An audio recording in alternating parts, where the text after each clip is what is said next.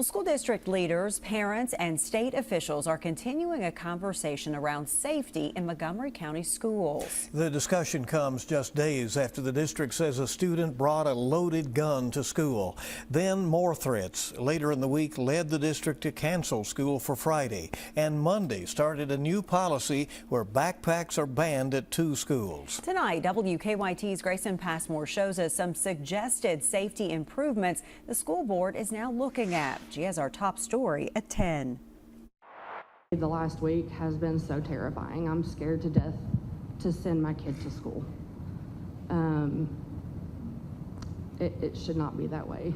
This Montgomery County parent wasn't alone in her concerns Tuesday night. After the school shooting in Georgia, the numerous threats made at Kentucky schools since, and ultimately learning a student brought a gun to McNabb Middle School last week, a meeting was held to talk about ways to make students and staff safer. For every one school shooting we've had 25 that have been averted because kids break the code of silence. I'd like to see that number go up.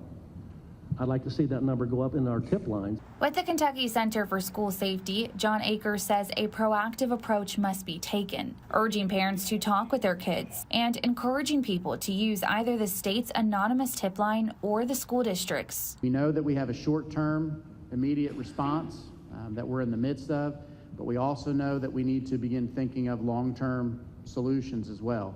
The board also heard from the group Centegics. They've created badges that all school staff wear, depending on the type of emergency, from medical to an active shooter. The employee would press the button on the badge a certain number of times. Administration and first responders will also get the alert. A school could be placed on lockdown within seconds. It's the same technology found in schools in 48 states. Chief of School Police Chris Barrier says it helped first responders during the Appalachia High School shooting. There's not one single thing that we're going to be able to do that's going to be that definitive thing that we can do that's going to make your school absolutely safe.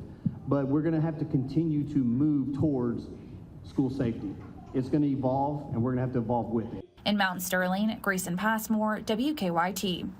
District leaders say they are still going over the terms of the Syngic contract, but are open to continuing the conversation around school safety and hearing from the community.